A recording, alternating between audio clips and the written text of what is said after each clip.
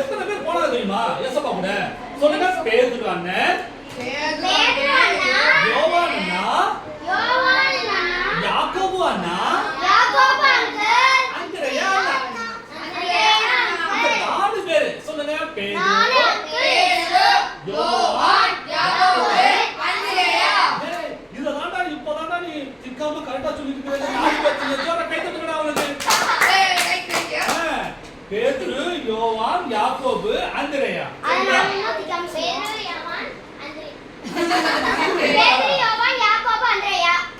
என்ன இங்கிலீஷ்ல சொல்லுங்க பார்க்கலாம். Peter, John, James, Andrew.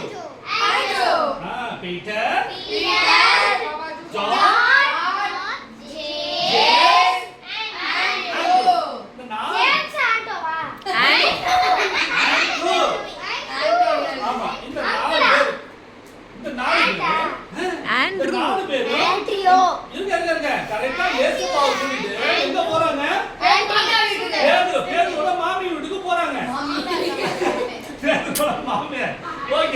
அப்போ வீட்டுக்கு போன உடனே அதாவது கப்பல்ல ரூம்ல ஏசப்பா இருந்த மாதிரி ஒண்ணுமே சொல்லல ஏசப்பா கிட்ட. பேதுரு ஒண்ணுமே சொல்லவே இல்ல. தன்னுடைய மாமியாரு உடம்பு சரியில்லாம இருக்கிறாங்க அப்படின்னு அதாவது வெளியில இருக்கும்போது சொல்லவே இல்ல பேதுரு. நேரா அவங்க வீட்டுக்கு போயிட்டாங்க. யாரு? ஏசப்பா. யார் வீட்டுக்கு போறாரு? மாமியார் வீட்டுக்கு போன உடனே அப்போ நீங்க இதுக்கு முன்னாடி காய்ச்சல்ல இருக்கிறவங்கள பத்தி நீங்க பாத்துருக்கீங்களா? காய்ச்சல்ல இருக்கிறவங்கள நீங்க பாத்துருக்கீங்களா? எத்தனை பேர் பாத்துருக்கீங்க? சரி, அவங்க எப்படி இருப்பாங்க? காய்ச்சல்ல உள்ளவங்க எப்படி இருப்பாங்க? டயர்டா இருப்பாங்க. அப்புறம் வேற எப்படி இருப்பாங்க? சளி பிடிச்சிருக்கும். சரி, அப்புறம் தலையா சுத்தம், தொங்குன்னு விழுந்துருவாங்க. நீங்க தான் போய் பிடிப்பீங்க. நல்லா தெரிஞ்சீங்க. இந்த காய்ச்சல்ல உள்ளவங்க எல்லாம் என்ன பண்ணிருப்பாங்க தெரியுமா? படுத்து கிடப்பாங்க. அவங்களால ஒண்ணுமே பண்ண முடியாது. பெட்ஷீட்டுக்கு மேல பெட்ஷீட்டை போட்டுக்கிட்டு அவங்க என்ன பண்ணுவாங்க? தூங்கணும்னு பிரயாசப்படுவாங்க. ஒண்ணுமே பண்ண முடியாது. அவங்க காய்ச்சல்ல உள்ளவங்க எதோட படுத்து கிடப்பாங்க? பெட்ஷீட் இழுத்து போட்டுட்டு அப்படியே படுத்து தூங்கிட்டே இருப்பாங்க. கடும் ஜுரம். சொல்லுங்க. கடும் ஜுரம். ரொம்ப காய்ச்சல்ல அவங்க அவுது பண்ணிட்டு இருந்தாங்க. அப்போ அவங்க ஏசப்பா வந்தது கூட தெரியல அவங்களுக்கு. அப்படிப்பட்ட ஜுரம், ஏகப்பட்ட கஷ்டத்துல அவங்க அனுபவிச்சுட்டு இருக்காங்க. சாதாரண காய்ச்சல் வந்தாலே நம்மளால ஒண்ணும் பண்ண முடியாது. அவங்க எப்பேற்பட்ட காய்ச்சலால தவிச்சிட்டு இருக்காங்க. கடும் சுரத்தினால, காய்ச்சல்னால அவங்க வீட்டுல படுத்துக்கிட்டு போர்வை மேல போத்துட்டு நடுங்கிட்டு இருக்கிறாங்க. கஷ்டம். அவங்க கஷ்டம் தான், தூக்கமே வராது. சரிங்களா? அப்போ அந்த நேரத்துல ஏசப்பாவும் அந்த 4 பேரும் எங்க போறாங்க? பேதுருவோட வீட்டுக்கு போறாங்க. பேதுருவோட மாமி வீட்டுக்கு போறாங்க. எல்லாமே ஒண்ணுதான். மாமினாலும் ஒண்ணுதான், மாமியார்னாலும் ஒண்ணுதான். அப்ப போன உடனே அப்பதான் மேட்ல சொல்றாங்க. யாரு? பேதுரு சொல்றாங்க.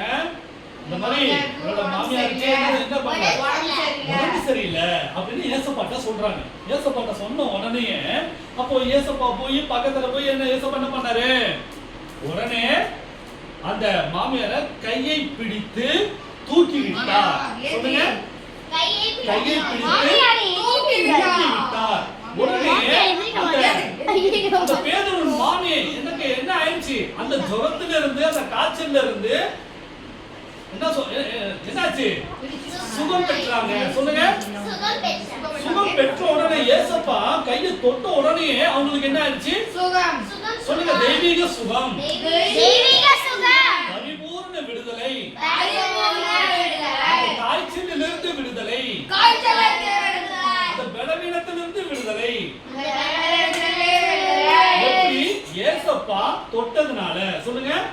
ஏசப்பா தொட்டதினாலே சுகம் உண்டாயிற்று. இரக்கம் பாருங்க. உடனே பேதுரு வந்து சொன்ன உடனே ஏசப்பா உடனே இரக்கப்பட்டு அந்த பேதுரு மாமியை கையை பிடித்து தூக்கி விட்டாரு. உடனே அவங்கள கட்டி வச்சிருந்த இந்த கடும் சொரம், இந்த பிசாசு மூலமா வந்த அந்த வியாதி, பலவீனத்திலிருந்து அவங்க என்ன ஆக்கப்பட்டாங்க?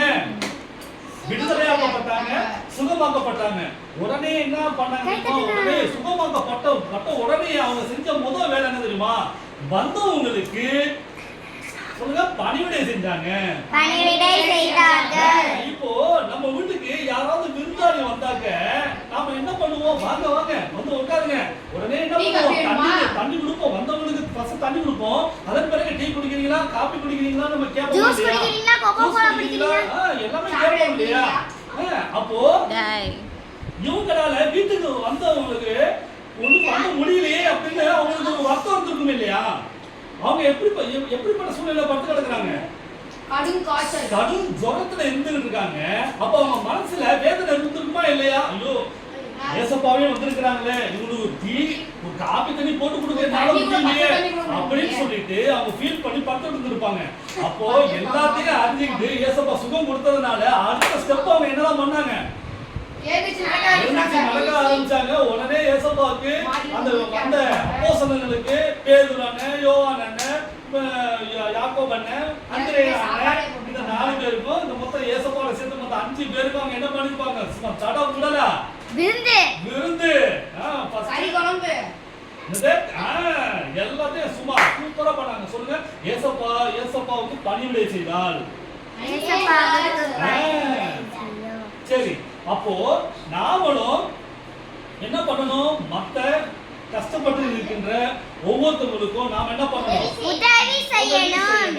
சொல்லுங்க, உதவி செய்யணும். வீட்ல யார் இருந்தாலும், உங்க பக்கத்து வீட்ல யார் இருந்தாலும், உங்க ஃப்ரெண்ட்ஸ்ங்களுக்கு யாரா இருந்தாலும், வியாதியோடு இருந்தாலும், எப்படிப்பட்ட சூழ்நிலை இருந்தாலும் நீங்க என்ன பண்ணணும்? வீட்ல போய் ஜெபம் பண்ணணும். ஏன்னா அவங்களுக்கு விடுதலை கொடுக்க வேண்டியது யாருடைய கடமை? நம்முடைய கடமை. உனக்கு தெரியல உன் ஃப்ரெண்ட்ஸுக்கு நீ எவ்வளவு உரிமையானவன், எவ்வளவு நீ தாராளமா பேசுவில்ல. அப்போ உங்களுடைய ஃப்ரெண்ட்ஸுங்களுக்கு நீங்க என்ன பண்ண? யாராவது கஷ்டப்பட்டு இருந்தாங்கன்னா, வியாதியோடு இருந்தாங்கன்னா நீங்க போய் என்ன பண்ணலாம்? ஜெபம் பண்ணலாம். தலையில கைய வச்சு இயேசுவின் நாமத்தினாலே இந்த வியாதி ஓடி போகட்டும். பிசாசுனா இல்ல, வியாதி. சொல்லுங்க, இப்படி சொன்னீங்கன்னா கண்டிப்பா அந்த சுகம் நடக்கும். கண்டிப்பா இயேசுவின் நாமத்தினால நீங்க சொன்னீங்கன்னா கண்டிப்பா சுகம் உண்டாகும். சரிங்களா? அப்போ நீங்க எதுக்குமே நீங்க யோசனை பண்ணவே கூடாது. சரிங்களா? இதுவே எல்லாருக்கும் ஹெல்ப் பண்ண வேண்டியது யாருடைய கடமை? நம்மளுடைய கடமை.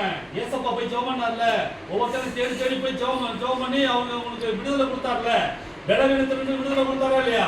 பாவத்திலிருந்து விடுதலை கொடுத்தாரா இல்லையா? அப்போ கஷ்டப்படுறவங்களுக்கு உதவி செஞ்சாரா இல்லையா? கஷ்டம்னு ஓடி வந்தவங்களுக்கு, ஏசப்பாவை தேடி வந்தவங்களுக்கு அவர் என்ன பண்ணாரு? எல்லாருக்கும் உதவி செஞ்சாரு, சுகம் கொடுத்தார். அப்ப நாமளும் ஏசப்பா மாதிரி என்ன பண்ணணும்? நன்மை செய்யறதுக்கு பழக்க வைக்கணும். நன்மை செய்யறதுக்கு எப்பொழுதுமே நம்ம ஆயத்தமா இருக்கணும்.